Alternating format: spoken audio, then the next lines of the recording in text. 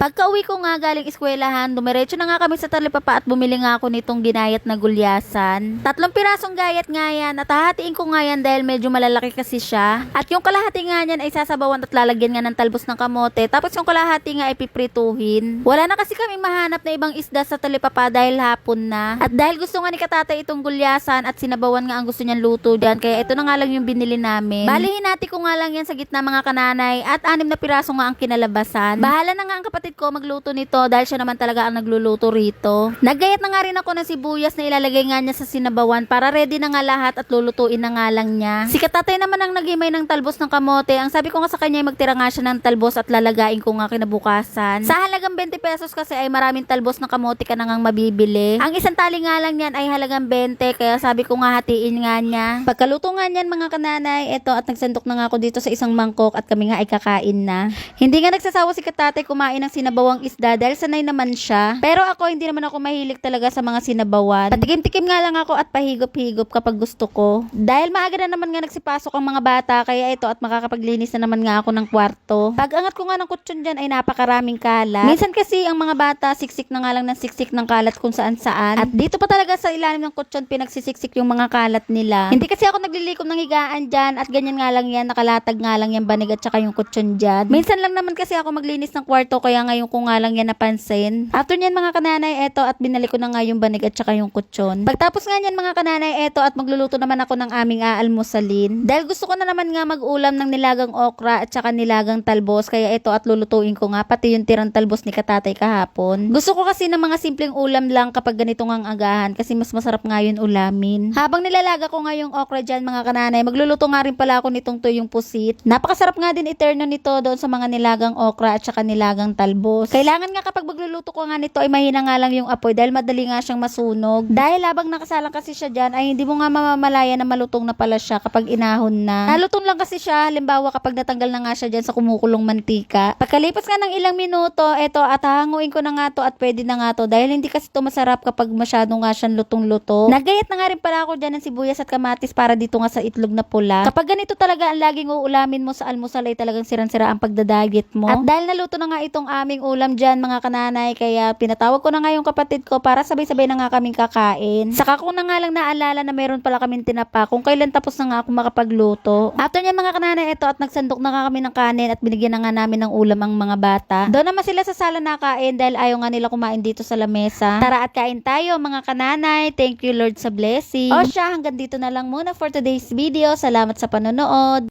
Hello guys! Meron na naman ako i-share sa inyo na bagong games at ito nga pala yung Wagi Plus. Pero disclaimer nga lang, bawal nga pala itong laruin ng mga bata at pawang libangan nga lang to ng mga matatanda.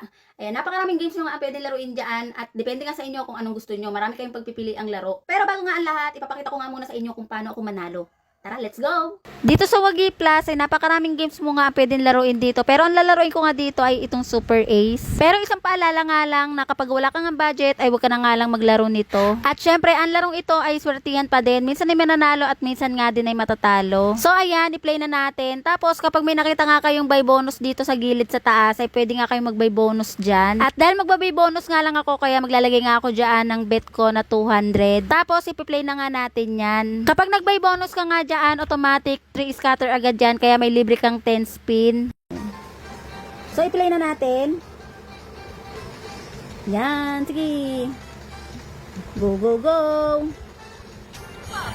20. Sige pa. Oh, 1920. Ang laki. 600. 600 ulit. Ang laki. Hala, 400. Sige pa. 600 ulit. Oh, 6,000. Ang laki. Sige pa. Ala, ang laki na napanalunan natin. Tignan natin kung magkano. Ay! 11,000! 60 pesos! Ah, ang laki talaga. Grabe. At para sa mga gusto mag-register at maglaro, ilalagay ko na nga lang sa comment section ng link.